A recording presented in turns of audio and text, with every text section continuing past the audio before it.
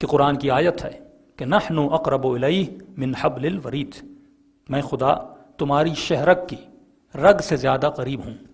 کہ جب خدا اتنا قریب ہے تو آپ کو دعائے توسل میں اتنے واسطے دینے کے بعد آخر میں حاجت کرنے کی ضرورت کیا تھی؟ کیا بتاؤں تجھے ہے کدھر زندگی، ہے علی جس طرف ہے ادھر زندگی، دیکھو ہرگز نہ چھوڑنا در مرتضی علی ورنہ ہو جائے گی دنوں میں پڑھنے چاہیے۔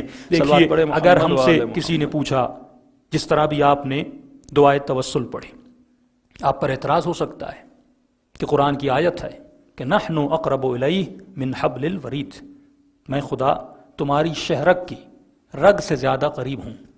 کہ جب خدا اتنا قریب ہے تو آپ کو دعائے توسل میں اتنے واسطے دینے کے بعد آخر میں حاجت کرنے کی ضرورت کیا تھی؟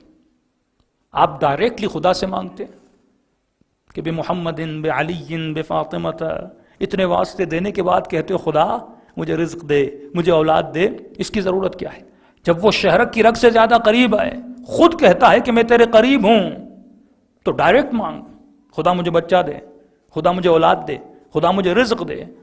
اور مانگنے کے لیے تو کربلا جاتا ہے، مانگنے کے لیے تو قم و مشہد جاتا ہے، اتنا سفر طے کرنے کی ضرورت کیا ہے؟ جب تیرا رب تیرے اتنے قریب ہے تو اگر کل والی بات اگر ہوگا پیدائشی شیعہ، بائی بورن شیعہ ہوگا، تو کہے گا بابا کہتے تھے 15 منٹس کے لیے ہر ہفتے دعائے توسل میں پڑھتا تھا اور یہی کرتا تھا۔ لیکن اگر ہوگا تحقیقی شیعہ جس نے اپنے امام کو اپنے برین سے اپنی عقل سے مانا ہوگا، وہ جواب دینے کے لائق ہوگا۔ ہم کیا کہتے ہیں؟ ہم کہتے ہیں انسان ہے سراپا نیاز، یعنی یہ ضرورتوں کا مجموعہ ہے، ہمیشہ ایسے کچھ نہ کچھ چاہیے، اور جس سے مانگ رہا ہے وہ رب بے نیاز ہے، یعنی اسے کسی چیز کی ضرورت نہیں ہے۔ جب ہم اس کی دربار میں جاتے ہیں، کیونکہ ہم گنہگار، عاصی اور خطاکار ہیں، اکیلے نہیں جاتے، کسی ایسے کو لے کر جاتے ہیں جس نے زندگی میں کوئی گناہ نہ کیا، جس نے کوئی خطا نہ کی ہو۔ اب کہہ سکتے ہیں مولانا یہ تو آپ کی باتیں ہیں،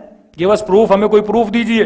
تو ہم نے کہا اپنی کتابیں اٹھاؤ اور پڑھو۔ کتاب کا نام ہے مروج الذہب، لکھنے والا لکھتا ہے نبی خدا اپنی دربار میں بیٹھے ہیں، نبی کے پاس جو بھی آتا تھا، بیمار، پریشان، قرضدار، بے اولاد، تنگ دست، جو بھی حاجت ہوتی تھی نبی کی خدمت میں آتا تھا، کہتا تھا یا رسول اللہ میرے لیے دعا کیجئے۔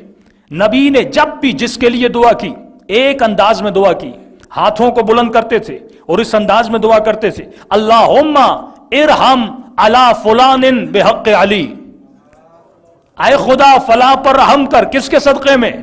علی کے صدقے میں۔ یا علی، اے خدا فلاں پر رحم کر، علی کے صدقے میں۔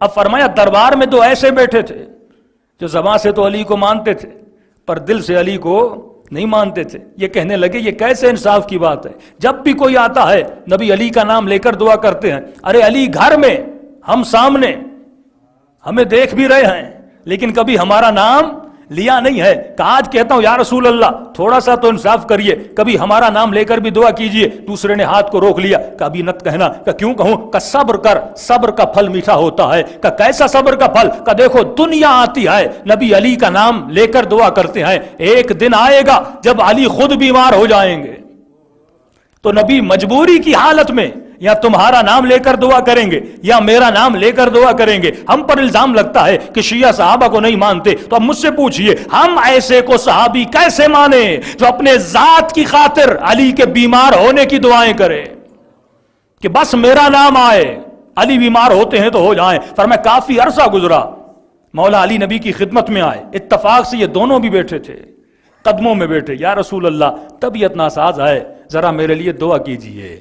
اب یہ دونوں ایک دوسرے کو دیکھنے لگے، لکھنے والا لکھتا ہے یہ ایک دوسرے کو کوہنیاں مار رہے تھے، اب دیکھنا یا تیرا نام لے کر دعا کریں گے یا میرا نام لے کر دعا کریں گے۔ بس میرے پیارے نبی نے دعا کے لیے ہاتھوں کو بلند کیا، عجیب انداز میں دعا کی، پیاری زبان سے پیارے جملے نکلے۔ کس انداز میں دعا کی؟ فرمایا اللہم ارحم علی علی بحق علی، اے خدا علی پر رحم کر، علی کے صدقے میں۔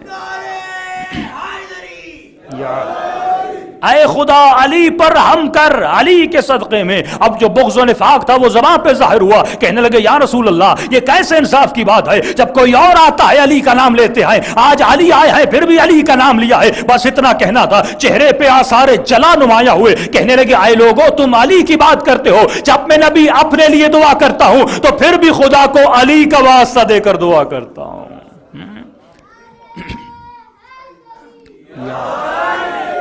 تو ہم اگر اپنی دعاؤں میں اہل بیت کا واسطہ دیتے ہیں تو کس کی سنت ہے؟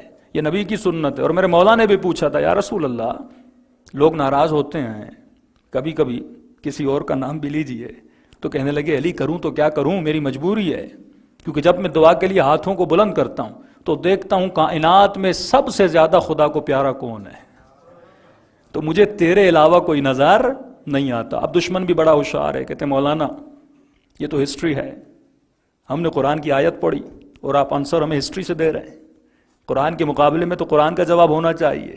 شبہ رکھنے والے بھی آپ کے دشمن بڑے ہوشیار ہیں۔ ہم نے کہا پورا قرآن بھرا ہوا ہے فضائل اہل بیت میں سے۔ سورہ بقرہ کی آیت ہے، جب جناب آدم نے ترک اولا کیا، یعنی وہ کیا جو کرنا نہیں چاہیے تھا، آپ بے منزلت مکروہ بھی سمجھ سکتے ہیں، وہ کیا جو کرنا نہیں چاہیے تھا، آدم کو جنت سے نکال کر زمین پر بھیجا گیا۔ فرماتے ہمارے پیارے نبی کبھی اپنی نگاہوں کو آسمان کی طرف بلند نہیں کرتے تھے، کیونکہ ترک اولا کیا تھا۔ جبرائیل نازل ہوئے، اے آدم اگر تو چاہتا ہے تیرا رب تیری توبہ کو قبول کرے، فَتَلَقَّى آدَمُ رَبِّهِ بِكَلِمَاتٍ فَتَابَ عَلَيْهِ إِنَّهُ هُوَ التَّوَّابُ الرَّحِيمُ، اگر تو چاہتا ہے تیرا خدا تیری توبہ کو قبول کرے تو خدا کو ان کلمات کا صدقہ دے کر مانگ۔ بِكَلِمَاتٍ، آدم نے واسطہ دیا، فَتَابَ عَلَيْهِ، اور خدا نے آدم کو بخش دیا۔ اب سوال یہ ہے وہ کلمات کون سے تھے جن کے صدقے میں ہمارے نبی کی دعا قبول ہوئی؟ تو تفسیر کبیر کے لکھنے والا لکھتا ہے رسول سے پوچھا گیا یا رسول اللہ وہ کون سے کلمات تھے جن کے صدقے میں آدم کی توبہ قبول ہوئی؟ تو نبی خدا فرماتے ہیں ہم فاطمہ و ابوہا و معلوہا و بنوہا، وہ فاطمہ ہیں، وہ فاطمہ کے بابا ہیں، وہ فاطمہ کے شوہر ہیں، وہ فاطمہ کے بچے ہیں۔ اب یہاں پہ سوال پیدا ہوتا ہے یہ کیوں نہیں کہا کہ وہ محمد ہیں، وہ محمد کی بیٹی ہیں، وہ محمد کے بچے ہیں، وہ محمد کا داماد ہے؟ کیونکہ پتا تھا اگر یہ کہوں گا یہ بیٹیاں بھی بڑھائیں گے، یہ داماد بھی بڑھا دیں گے، تو بس کہا دعا اس کی قبول ہوگی جس کی نسبت فاطمہ سے ہو، جس کی نسبت سیدہ سے ہو۔ اب وہ سیدہ کے بچے ہوں، وہ سیدہ کے شوہر ہوں۔ اب ایک جملہ ہدیہ کرتا ہوا چلو، قبلہ آدم کون ہے؟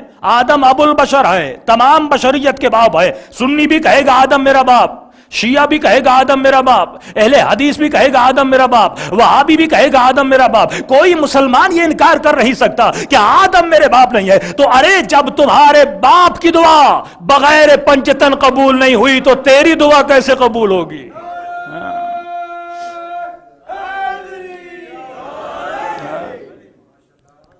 اسی لیے شاعر نے کہا کہ کیا بتاؤں تجھے ہے کدھر زندگی، کیا بتاؤں تجھے ہے کدھر زندگی، ہے علی جس طرف ہے ادھر زندگی، کیا بتاؤں تجھے ہے کدھر زندگی، ہے علی جس طرف ہے ادھر زندگی، دیکھو ہرگز نہ چھوڑنا در مرتضی علی ورنہ ہو جائے گی در بدر زندگی۔ صلوات پڑھے محمد و آل محمد۔